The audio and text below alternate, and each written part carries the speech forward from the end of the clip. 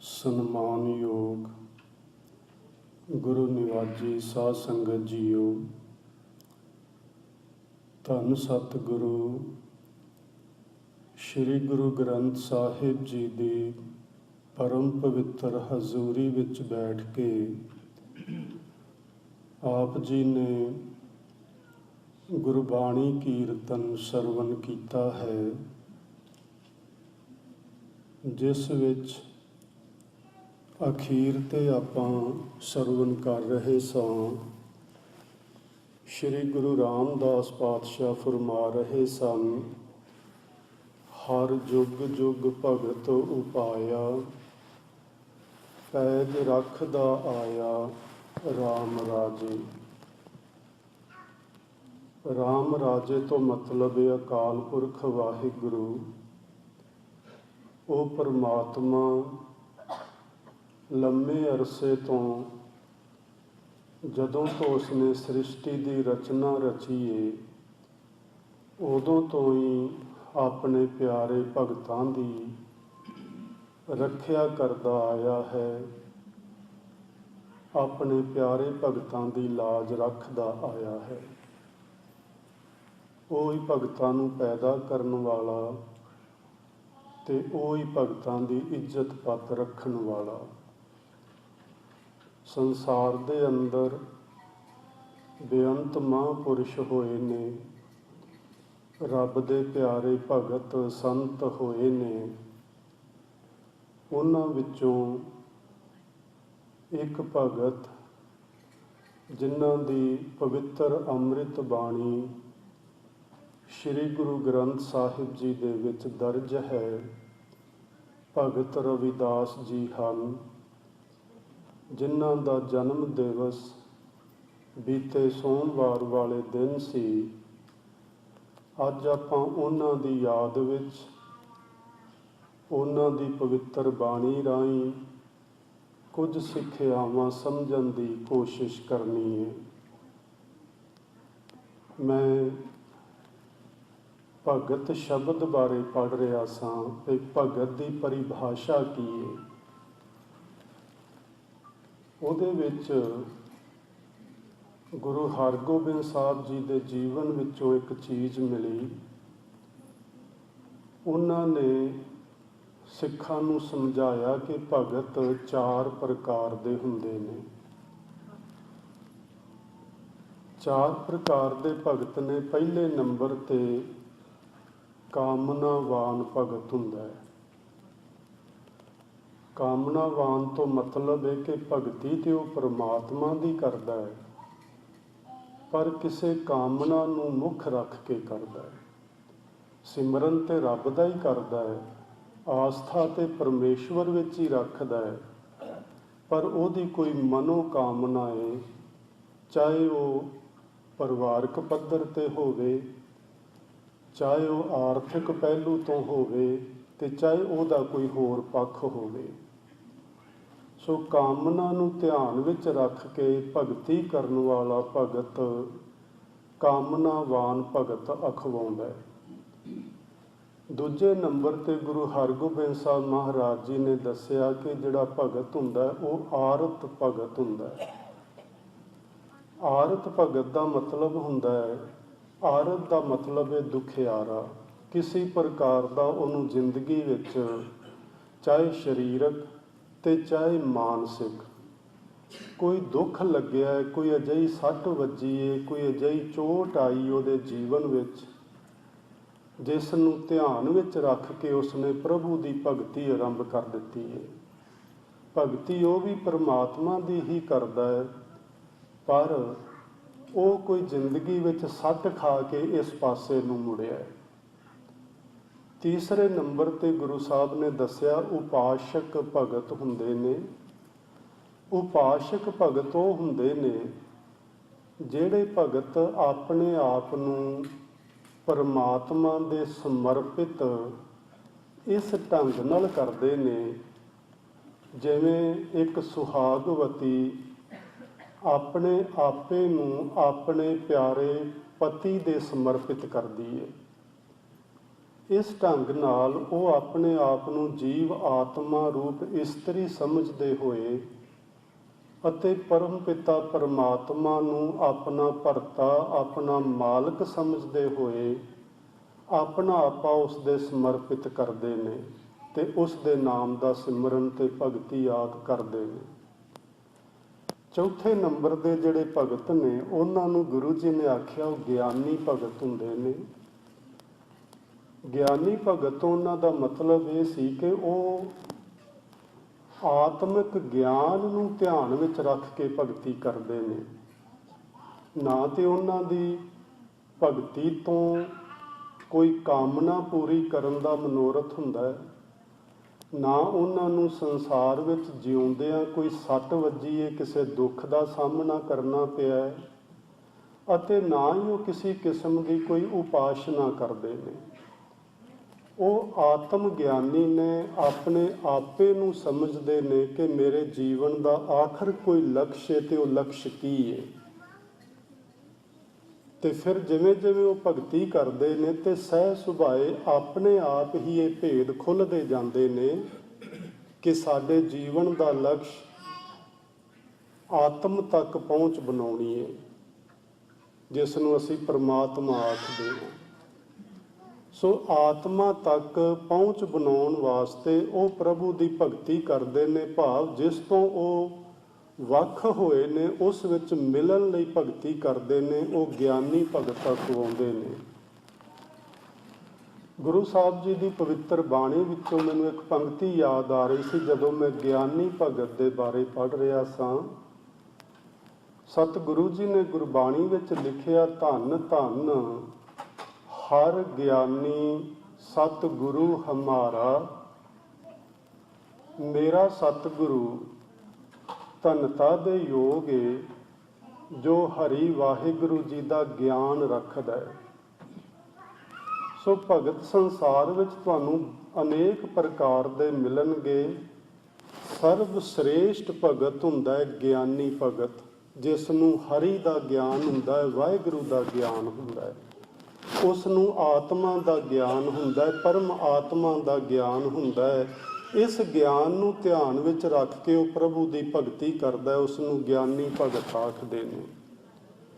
ਉਹਨਾਂ ਭਗਤਾਂ ਵਿੱਚੋਂ ਹੀ ਹਨ ਸਾਡੇ ਸਨਮਾਨਯੋਗ ਸਤਿਕਾਰਯੋਗ ਭਗਤ ਰਵਿਦਾਸ ਜੀ।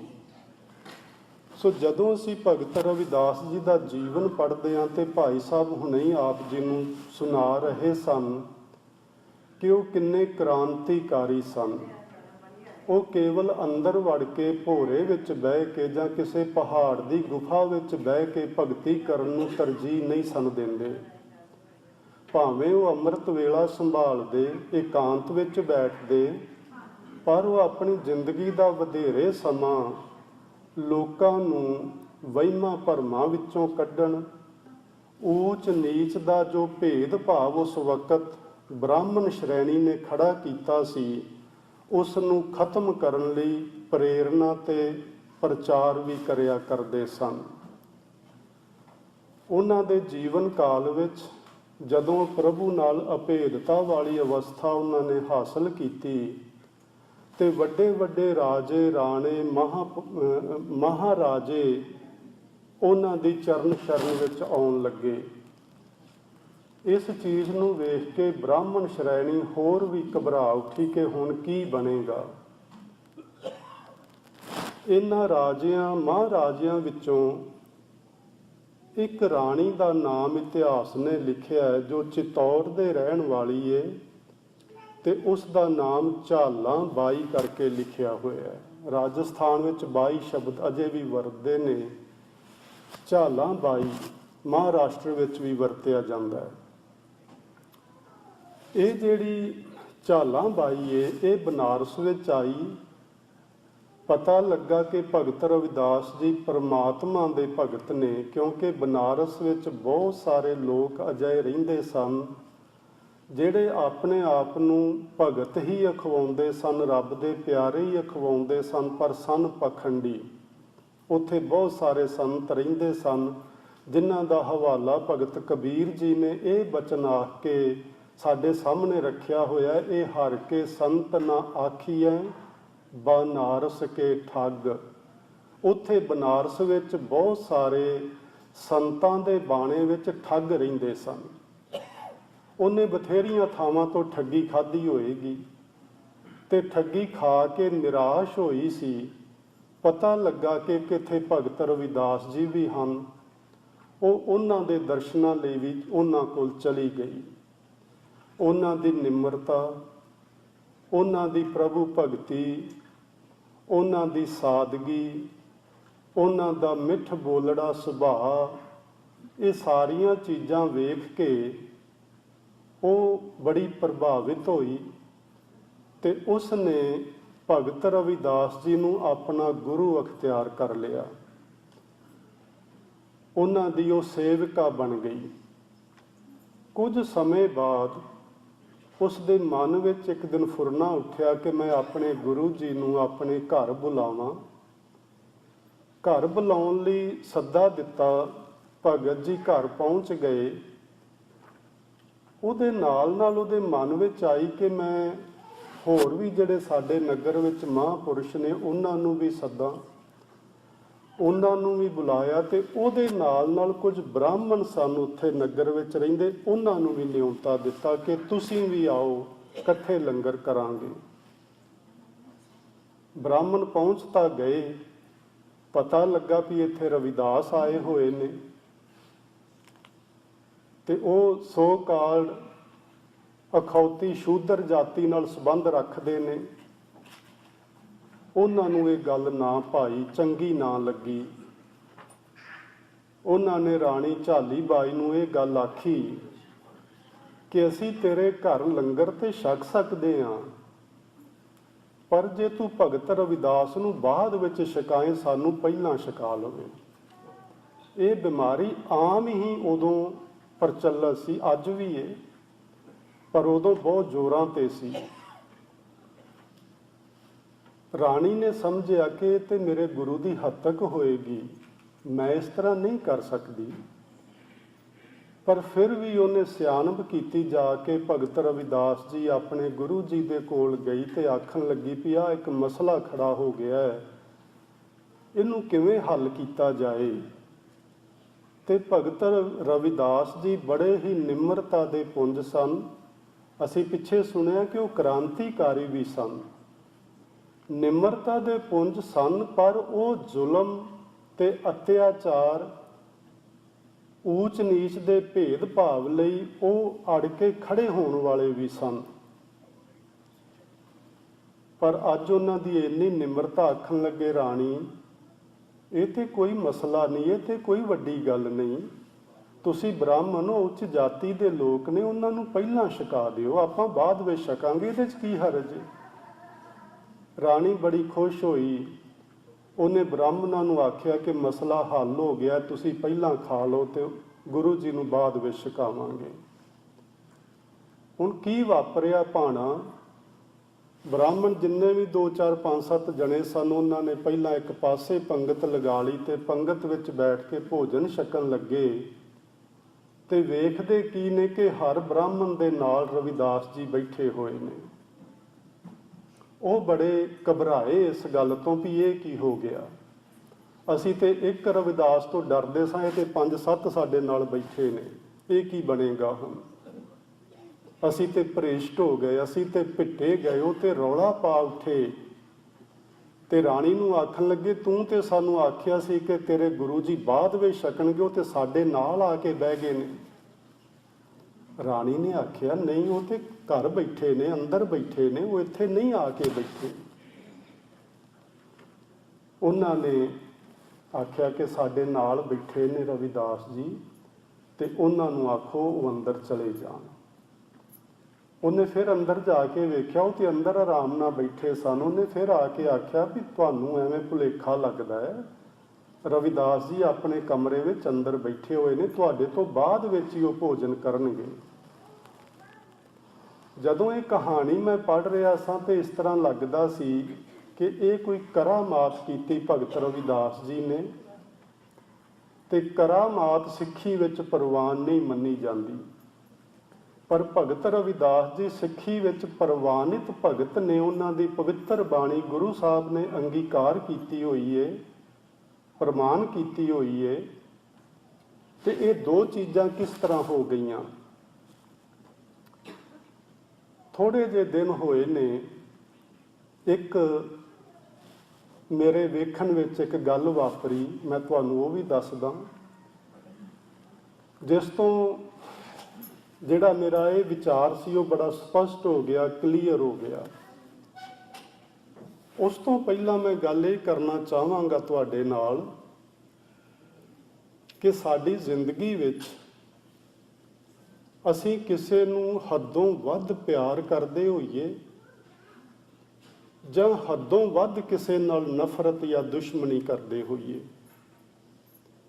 ਜਿਸ ਵੀ ਮਨੁੱਖ ਦੇ ਨਾਲ ਸਾਡਾ ਅੱਤ ਦਾ ਪਿਆਰ ਹੋਵੇ ਜਾਂ ਅੱਤ ਦੀ ਦੁਸ਼ਮਣੀ ਵੈਰ ਭਾਵਨਾ ਹੋਵੇ, ਉਹ ਸਾਨੂੰ ਸਹਿ ਸੁਭਾਈ ਸਾਡੇ ਨਾਲ ਫਿਰਦਾ ਨਜ਼ਰ ਆਉਣ ਲੱਗ ਪੈਂਦਾ ਹੈ। ਕਿਤੇ ਤੁਰੇ ਜਾਓ ਤੇ ਚਾਹੇ ਤੁਹਾਡਾ ਪਿਆਰਾ ਨਜ਼ਰ ਆਵੇ, ਹੋਏਗਾ ਕੋਈ ਹੋਰ ਤੇ ਤੁਹਾਨੂੰ ਲੱਗੇਗਾ ਉਹ ਉਹੀ ਖਲੋਤਾ ਹੈ। ਚਾਹੇ ਉਹ ਦੁਸ਼ਮਣ ਹੋਵੇ ਤੇ ਲੱਗੇਗਾ ਉਹ ਦੁਸ਼ਮਣ ਬੰਦੂਕ ਚੁੱਕ ਕੇ ਖਲੋਤਾ ਮੇਰੇ ਸਾਹਮਣੇ।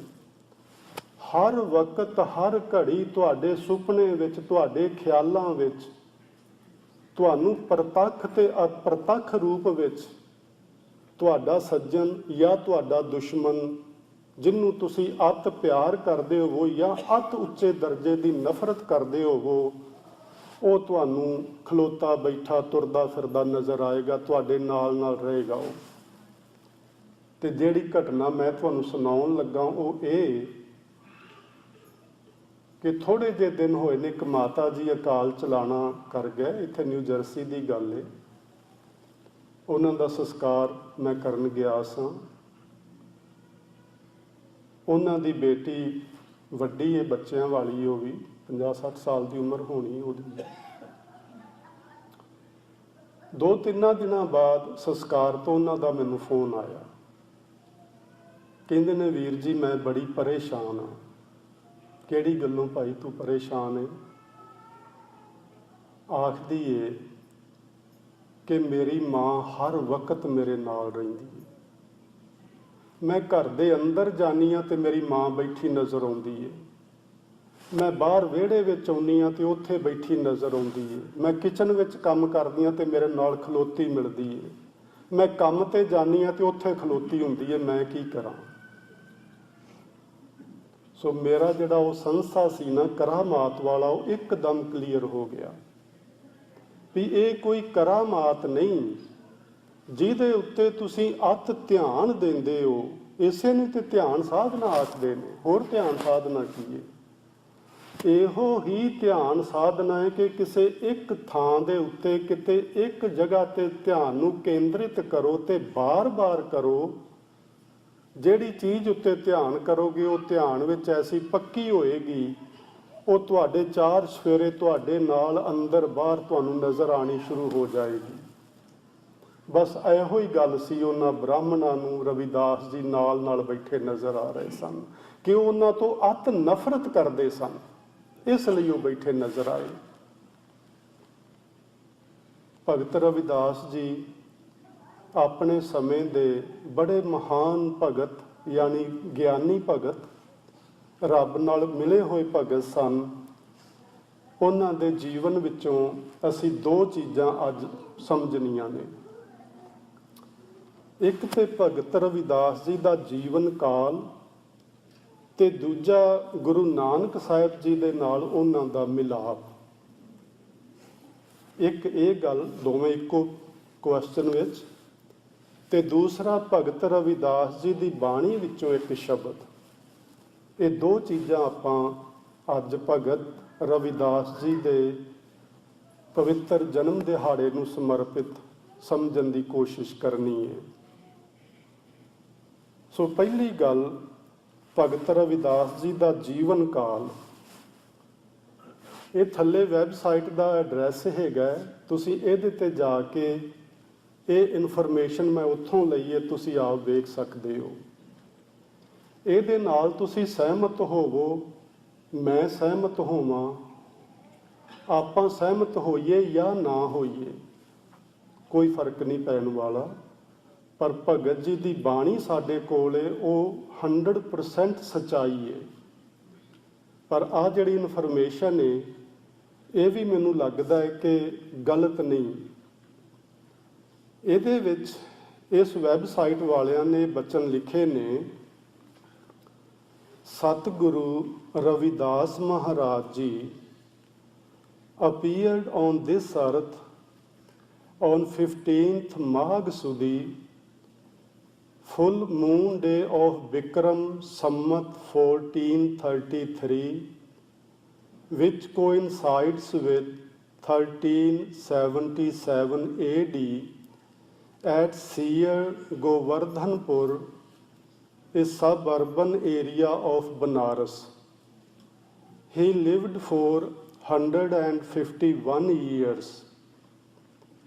ਸੋ ਪਤਾ ਨਹੀਂ ਤੁਸੀਂ ਇਹ ਹੁਣ 150 ਸਾਲ ਨਾਲ ਸਹਿਮਤ ਹੋਵੋਗੇ ਕਿ ਨਹੀਂ ਹੋਵੋਗੇ, ਤੇ ਕੋਈ ਫਰਕ ਨਹੀਂ ਪੈਣ ਵਾਲਾ, ਹੋਈਏ ਨਾ ਹੋਈਏ।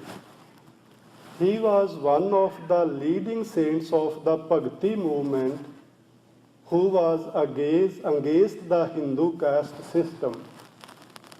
ਸੋ ਇਹਦੇ ਉੱਤੇ ਉਹਨਾਂ ਨੇ ਪੂਰਾ ਭਗਤ ਜੀ ਦਾ ਜੀਵਨ ਤੇ ਉਹਨਾਂ ਨੇ ਕੀ ਕੀ ਕੰਮ ਕੀਤੇ ਉਹ ਸਾਰੇ ਤਕਰੀਬਨ ਲਿਖੇ ਹੋਏ ਨੇ। ਸੋ ਜਦੋਂ ਮੈਂ ਇਹ ਚੀਜ਼ ਵੇਖੀ ਕਿ ਉਹ 1377 ਵਿੱਚ 1377 ਵਿੱਚ ਸੰਸਾਰ ਵਿੱਚ ਆਏ ਤੇ ਸੰਸਾਰ ਵਿੱਚ 151 ਸਾਲ ਰਹੇ, ਤੇ ਇਹਦਾ ਮਤਲਬ ਹੋਇਆ ਕਿ ਉਹ 1528 ਈਸਵੀ ਤੱਕ ਸੰਸਾਰ ਵਿੱਚ ਰਹੇ ਨੇ। 1377 ਜਮਾ 151 1528 ਬਣਿਆ। ਗੁਰੂ ਨਾਨਕ ਦੇਵ ਮਹਾਰਾਜ ਸੰਸਾਰ ਵਿੱਚ 1469 ਈਸਵੀ ਨੂੰ ਆਏ। ਅਸੀਂ ਅੱਗੇ ਵੇਖਦੇ ਹਾਂ ਕਿ ਕਿਵੇਂ ਉਹਨਾਂ ਦਾ ਮਿਲਾਪ ਗੁਰੂ ਜੀ ਦੇ ਨਾਲ ਹੋਇਆ, ਔਰ ਜਿਹੜੀ ਇੱਕ ਸੱਚਾਈ ਨਜ਼ਰ ਆ ਰਹੀ ਹੈ। ਗੁਰੂ ਨਾਨਕ ਦੇਵ ਮਹਾਰਾਜ ਜੀ ਨੇ ਆਪਣੀ ਪਹਿਲੀ ਉਦਾਸੀ ਜਿਹੜੀ ਸੁਲਤਾਨਪੁਰ ਤੋਂ ਪ੍ਰਾਰੰਭ ਕੀਤੀ, ਉਹਨਾਂ ਨੇ ਨਵੰਬਰ 1507 ਵਿੱਚ ਪ੍ਰਾਰੰਭ ਕੀਤੀ। ਭਗਤ ਜੀ 1528 ਤੱਕ ਸੰਸਾਰ ਵਿੱਚ ਰਹੇ ਨੇ।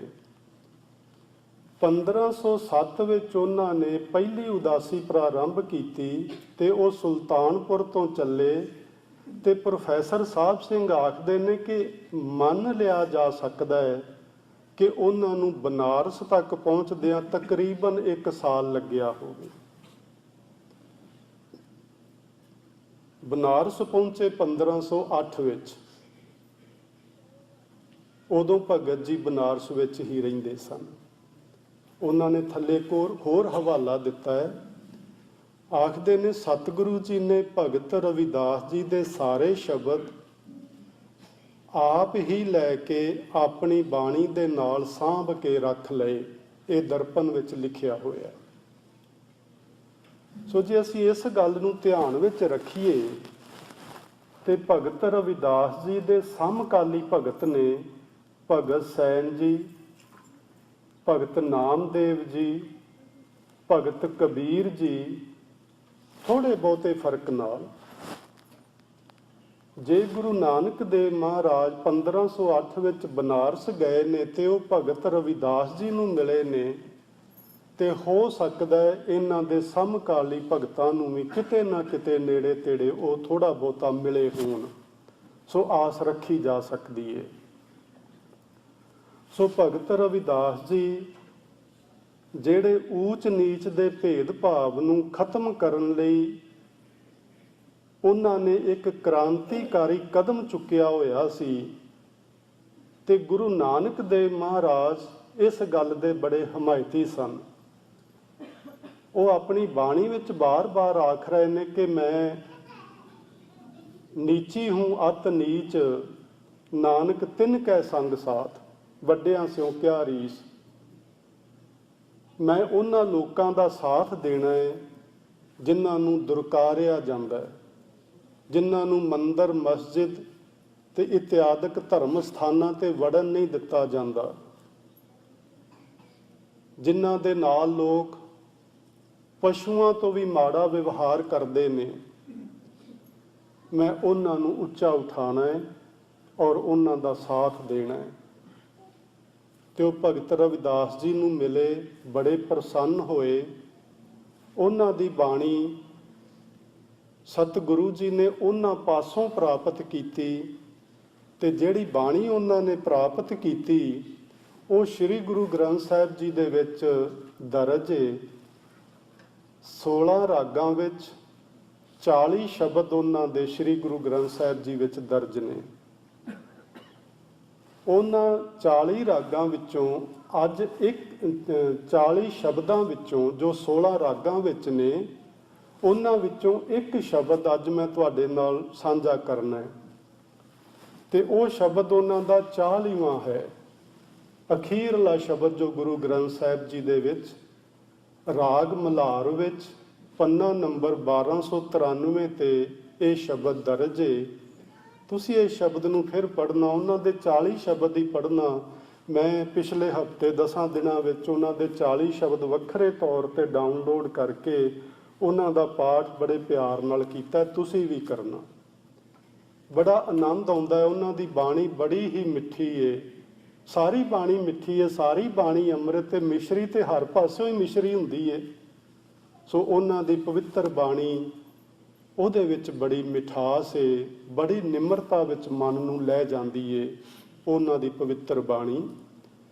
ਉਹਨਾਂ ਦਾ ਜਿਹੜਾ ਇਹ ਸ਼ਬਦ, ਇਹਦੇ ਵਿੱਚੋਂ ਖਾਸ ਕਰਕੇ 3 ਚੀਜ਼ਾਂ ਸਾਹਮਣੇ ਆਉਂਦੀਆਂ ਨੇ। ਇੱਕ ਤੇ ਸਾਧ ਸੰਗਤ, ਦੂਜਾ ਮੈਲੇ ਕੱਪੜੇ, ਤੇ ਤੀਜਾ ਆਵੇਗੀ ਨੀਂਦ। ਇਹ 3 ਗੱਲਾਂ ਅਸੀਂ ਇਹਨਾਂ ਦੇ ਸ਼ਬਦ ਵਿੱਚੋਂ ਸਮਝਣੀਆਂ ਨੇ। ਜਿਵੇਂ ਜਿਵੇਂ ਉਹਨਾਂ ਦੀ ਪਵਿੱਤਰ ਬਾਣੀ ਮੈਂ ਪੜ੍ਹਦਾ ਗਿਆ, ਤਿਵੇਂ ਤਿਵੇਂ ਮਨ ਦਾ ਟਿਕਾ ਤੇ ਮਨ ਦਾ ਠਹਿਰਾਓ ਵੀ ਬਣਦਾ ਗਿਆ। ਤੇ ਪਹਿਲਾਂ ਵੀ ਸੁਣਦੇ ਸਾਂ ਮਹਾਂਪੁਰਸ਼ਾਂ ਕੋਲੋਂ, ਗਿਆਨਵਾਨ ਸੱਜਣਾ ਕੋਲੋਂ ਕਿ ਬਾਣੀ ਦਾ ਪਾਠ ਕਰੀਏ, ਤੇ ਇਹ ਬਾਣੀ ਦਾ ਪਾਠ ਮਨ ਦੇ ਟਿਕਾਅ ਵਾਸਤੇ ਬੜਾ ਸਹਾਇਕ ਹੁੰਦਾ ਹੈ। ਪਰ ਮੈਂ ਪ੍ਰਤੱਖ ਵੇਖਿਆ। ਆਓ ਅਸੀਂ ਇਸ ਸ਼ਬਦ ਨੂੰ ਸਮਝਣ ਦੀ ਕੋਸ਼ਿਸ਼ ਕਰਦੇ ਹਾਂ।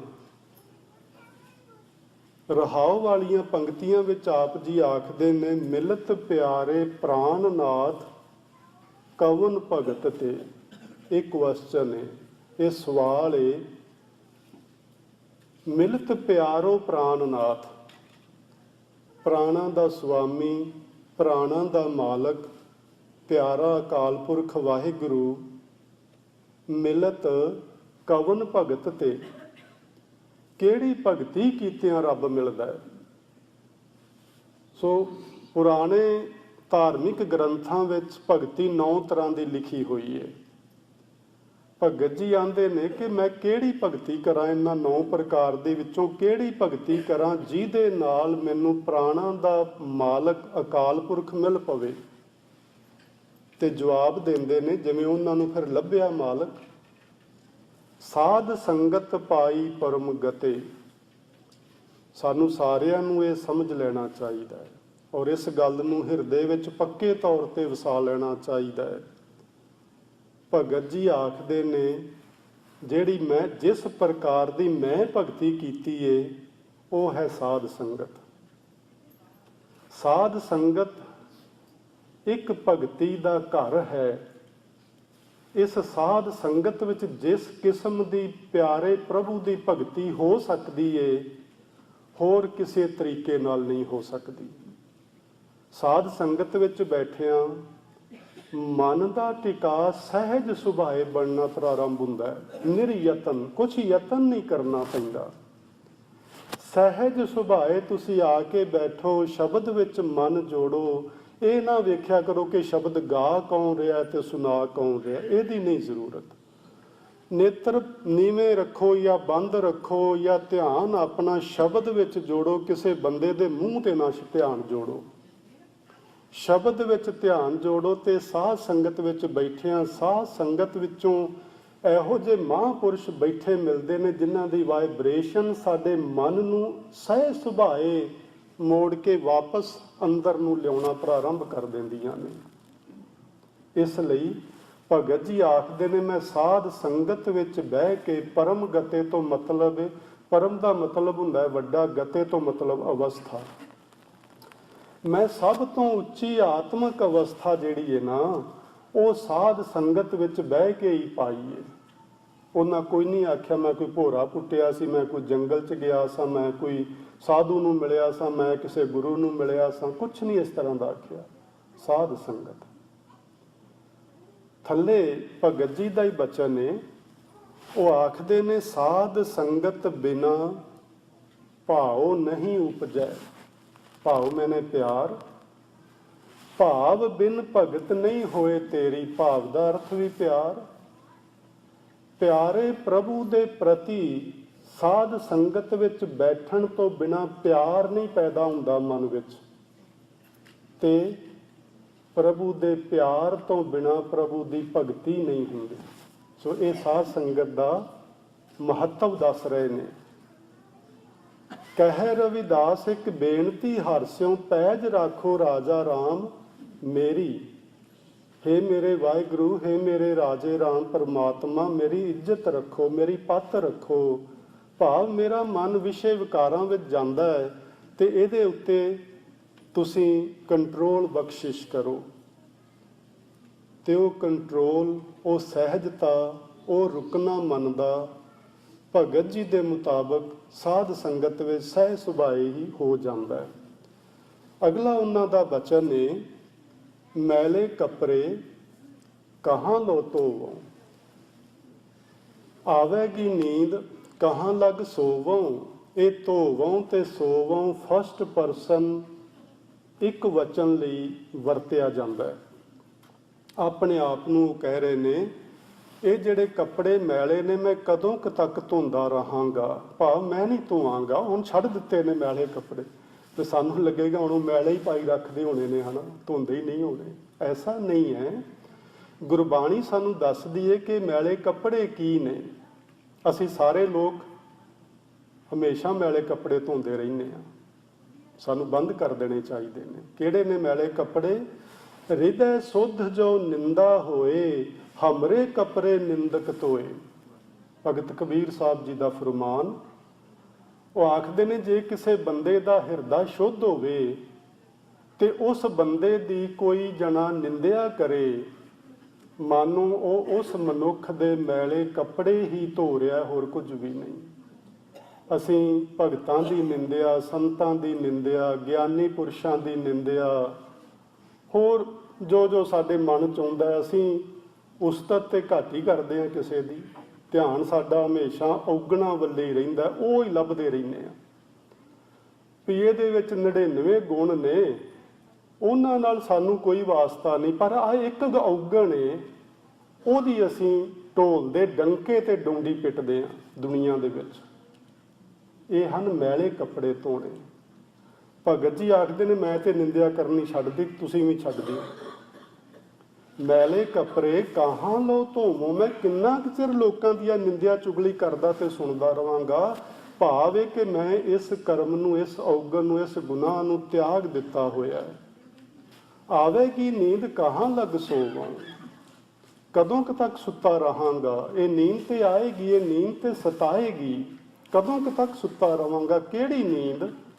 ਗੁਰੂ ਅਰਜਨ ਦੇਵ ਮਹਾਰਾਜ ਦੱਸਦੇ ਨੇ, ਨੈਣੋ ਨੀਂਦ ਪਰ ਦ੍ਰਿਸ਼ਟ ਵਿਕਾਰ, ਸਰਵਨ ਸੋਏ ਸੁਣ ਨਿੰਦ ਵਿਚਾਰ, ਰਸਨਾ ਸੋਈ ਲੋਭ ਮਿੱਠਾ ਸਾਧ, ਮਨ ਸੋਇਆ ਮਾਇਆ ਬਿਸਮਾਦ। ਆਹ ਨੀਂਦ ਜੇ, ਇਸ ਨੂੰ ਆਖਦੇ ਨੇ ਅਵਿਦਿਆ ਦੀ ਨੀਂਦ, ਇਸ ਨੂੰ ਆਖਦੇ ਨੇ ਗਫਲਤ ਦੀ ਨੀਂਦ।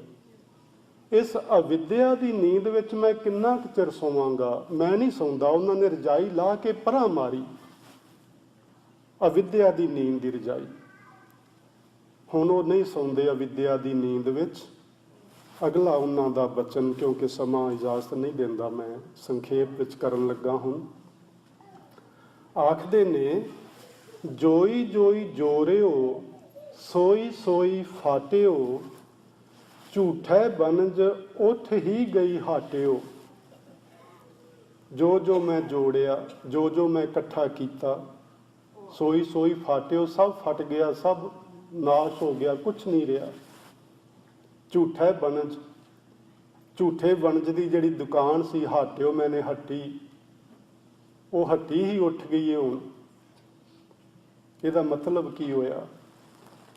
ਅਸੀਂ ਸਾਰੇ ਲੋਕ ਜ਼ਿੰਦਗੀ ਦੇ ਅੰਦਰ ਚੰਗੇ ਜਾਂ ਮਾੜੇ ਕਰਮ ਕਰਦੇ ਹਾਂ। ਜਿਹੜੇ ਅਸੀਂ ਕਰਮ ਕਰਦੇ ਹਾਂ, ਉਹ ਸਾਡੇ ਕਰਮ ਅਸੀਂ ਇਕੱਠੇ ਨਹੀਂ ਕਰ ਰਹੇ, ਪਰ ਉਹ ਹੋ ਰਹੇ ਨੇ। ਤੁਸੀਂ ਕਰਮ ਕਰੋ, ਕਰਮ ਹੋ ਗਿਆ, ਉਸ ਤੋਂ ਬਾਅਦ ਦੂਜਾ ਕਰਮ ਕਰੋ, ਕਰਮ 2 ਹੋ ਗਏ, 1 + 1 2 ਹੋ ਗਏ। ਅੱਗੇ ਤੁਸੀਂ ਕੁਕਰਮ ਕਰੋ, +1 3 ਹੋ ਗਏ। ਇਸ ਤਰ੍ਹਾਂ ਇਕੱਠੇ ਹੁੰਦੇ ਜਾਂਦੇ ਨੇ। ਜੋਈ ਜੋਈ ਜੋ ਰਿਓ। ਇਹ ਕਰਮ ਕਰਦਿਆਂ ਕਰਦਿਆਂ ਕਰਦਿਆਂ ਕਰਦਿਆਂ ਅਸੀਂ ਬਹੁਤ ਸਾਰੇ ਇਕੱਠੇ ਕਰ ਲਏ, ਤੇ ਇਹਦੇ ਵਿੱਚ ਆਪਾਂ ਨੂੰ ਤੇ ਕੋਈ ਸ਼ੱਕ ਨਹੀਂ ਕਿ ਚੰਗੇ ਤੇ ਘੱਟ ਹੀ ਹੁੰਦੇ ਨੇ, ਜ਼ਿਆਦਾ ਤਾਂ ਮਾੜੇ ਹੀ ਕਰਦੇ ਹਾਂ ਆਪਾਂ। ਮੈਂ ਤੁਹਾਨੂੰ ਨਹੀਂ ਕਹਿ ਰਿਹਾ, ਤੁਸੀਂ ਸਭ ਚੰਗੇ ਹੀ ਕਰਦੇ ਹੋ। ਮੈਂ ਤੇ ਆਪਣੀ ਹੀ ਐਗਜ਼ਾਮਪਲ ਲੈਂਦਾ ਰਹਿਣਾ ਹਮੇਸ਼ਾ ਹੀ, ਕਿ ਮਨ ਚੰਗੇ ਪਾਸੇ ਜਾਂਦਾ ਹੀ ਨਹੀਂ। ਮਨ ਦਾ ਸੁਭਾਅ ਹੈ। ਮੈਂ ਇੱਕ ਵਾਰੀ ਇੱਕ ਵਿਦਵਾਨ ਨੂੰ ਪੜ੍ਹਦਾ ਸੋ ਕਹਿੰਦਾ ਕਿ ਮਨ ਦਾ ਸੁਭਾਅ ਪਾਣੀ ਦੀ ਤਰ੍ਹਾਂ ਹੁੰਦਾ ਹੈ। ਇਹਨੂੰ ਉੱਚੇ ਪਾਸੇ ਨੂੰ ਲਿਜਾਣਾ ਹੋਵੇ ਤੇ 100 ਬੰਦ ਲਾਉਣੇ ਪੈਂਦੇ ਨੇ, 100 ਮੋਟਰਾਂ ਗੱਡੀਆਂ ਜੋੜਨੀਆਂ ਪੈਂਦੀਆਂ, ਫਿਰ ਜਾ ਕੇ ਕਿਤੇ ਥੋੜਾ ਉੱਤੇ ਜਾਂਦਾ ਹੈ। ਤੇ ਜੇ ਥੱਲੇ ਨੂੰ ਭੇਜਣਾ ਹੋਵੇ ਤੇ ਕੁਝ ਵੀ ਨਹੀਂ ਕਰਨਾ ਪੈਂਦਾ, ਆਪੇ ਹੀ ਦੌੜ ਉੱਠਦਾ। ਇਹ ਮਨ ਦਾ ਸੁਭਾਅ ਹੈ। ਚੰਗੇ ਪਾਸੇ ਨੂੰ ਲਿਜਾਣ ਲਈ ਸਾਧ ਸੰਗਤ ਦੇ ਵੱਡੇ ਵੱਡੇ ਬੰਨ ਲਾਉਣੇ ਪੈਣਗੇ। ਥੱਲੇ ਵਿਕਾਰਾਂ ਵੱਲ ਲਿਜਾਣ ਲਈ ਕੁਛ ਨਹੀਂ ਕਰਨ ਦੀ ਲੋੜ, ਆਪੇ ਹੀ ਚਲਾ ਜਾਏਗਾ। ਸੋ ਇਹ ਜਿਹੜੇ ਕਰਮ ਨੇ, ਭਗਤ ਜੀ ਆਖਦੇ ਨੇ, ਜਿਹੜੇ ਮੈਂ ਆਪਣੀ ਜ਼ਿੰਦਗੀ ਵਿੱਚ ਕੀਤੇ, ਇਸ ਸਾਧ ਸੰਗਤ ਦੀ ਕਿਰਪਾ ਨਾਲ ਉਹ ਸਾਰੇ ਮੇਰੇ ਮਾੜੇ ਕਰਮਾਂ ਦਾ ਲੇਖਾ ਫਟ ਗਿਆ। ਉਹ ਦੁਕਾਨ ਹੀ ਖਤਮ ਹੋ ਗਈ, ਉਹ ਹੱਟੀ ਹੀ ਭੱਜ ਗਈ, ਉਹ ਵਣਜ ਵਪਾਰ ਹੀ ਨਾ ਰਿਹਾ, ਹੁਣ ਕੁਝ ਵੀ ਨਾ ਰਿਹਾ। ਇਸ ਗੱਲ ਨੂੰ ਚੌਥੇ ਪਾਤਸ਼ਾਹ ਨੇ ਕਲੀਅਰ ਕਰ ਦਿੱਤਾ। ਉਹ ਕੀ ਆਖਦੇ ਨੇ? ਜਿਨ ਕੋ ਕਿਰਪਾ ਕਰੀ ਜਗ ਜੀਵਨ, ਹਰ ਉਰ ਧਾਰਿਓ ਮਨ ਮਾਝਾ।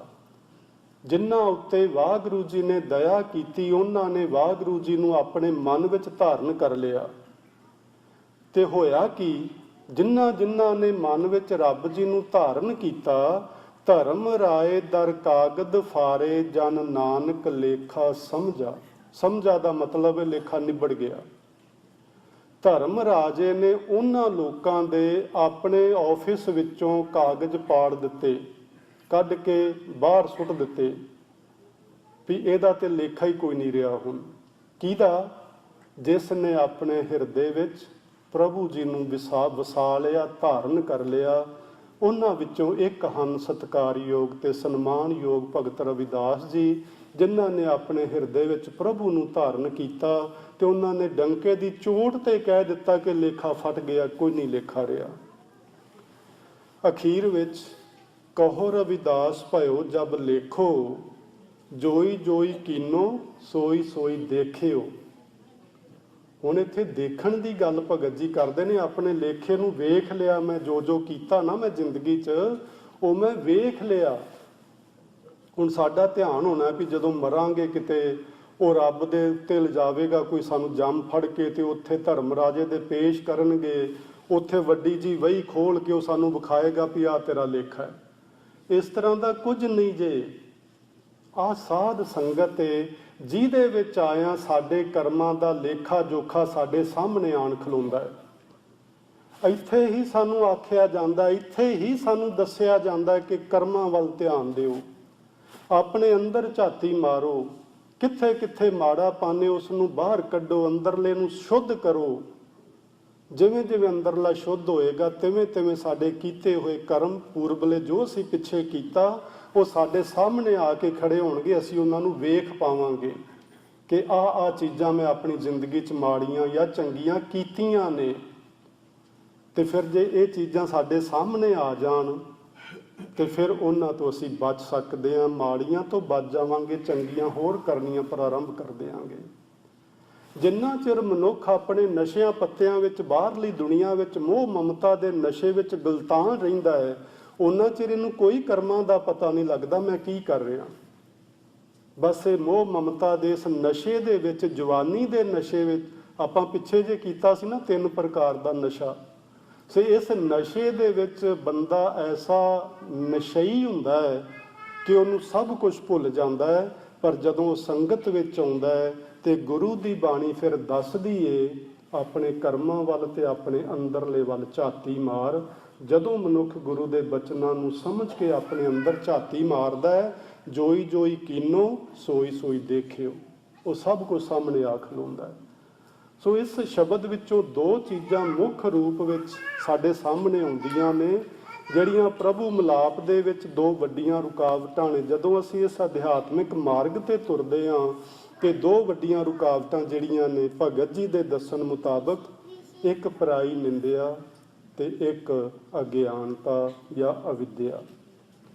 ਸੋ ਆਪਾਂ ਇਹਨਾਂ ਦੋਹਾਂ ਤੋਂ ਬਚੀਏ, ਪਰਾਈ ਨਿੰਦਾ ਦਾ ਤਿਆਗ ਕਰੀਏ ਤੇ ਜਿਹੜੀ ਅਵਿਦਿਆ ਹੈ ਨਾ, ਭਗਤ ਰਵਿਦਾਸ ਜੀ ਦਾ ਹੀ ਸ਼ਾਇਦ ਉਹ ਬਚਨ ਨੇ, ਮਾਧੋ ਅਵਿਦਿਆ ਹਿਤ ਕੀਨ। ਅਸੀਂ ਜੀਵਾਂ ਨੇ ਅਵਿਦਿਆ ਦੇ ਨਾਲ ਮੋਹ ਪਾ ਲਿਆ, ਜਿਸ ਕਰਕੇ ਸਾਡਾ ਵਿਵੇਕ ਦੀਪ ਮਲੀਨ, ਇਹ ਵਿਵੇਕ ਬੁੱਧੀ ਜਿਹੜੀ ਏ ਉਹ ਮਲੀਨ ਹੋ ਚੁੱਕੀ ਏ। ਸੋ ਇਹ 2 ਚੀਜ਼ਾਂ ਆਪਾਂ ਧਿਆਨ 'ਚ ਰੱਖਣੀਆਂ ਨੇ। ਅੱਜ ਭਗਤ ਜੀ ਦਾ ਆਪਾਂ ਜਨਮ ਦਿਨ ਮਨਾ ਰਹੇ ਹਾਂ। ਪਰਾਈ ਨਿੰਦਾ ਤਿਆਗ ਦਈਏ ਤੇ ਅਵਿਦਿਆ ਯਾਨੀ ਅਗਿਆਨਤਾ ਤਿਆਗ ਦਈਏ। ਗੁਰੂ ਦੀ ਸ਼ਰਨ ਵਿੱਚ ਪੈ ਕੇ ਗੁਰੂ ਦੇ ਬਚਨਾਂ ਨੂੰ ਜ਼ਿੰਦਗੀ ਵਿੱਚ ਅਪਣਾ ਕੇ ਆਪਣੇ ਜੀਵਨ ਨੂੰ ਸਫਲ ਬਣਾਈਏ। ਭਗਤ ਜੀ ਦਾ ਪਾਵਨ ਜੀਵਨ ਆਪ ਸਭਨਾਂ ਨੂੰ ਮੁਬਾਰਕ ਹੋਵੇ। ਵਾਹਿਗੁਰੂ ਜੀ ਕਾ ਖਾਲਸਾ, ਵਾਹਿਗੁਰੂ ਜੀ ਕੀ ਫਤਿਹ।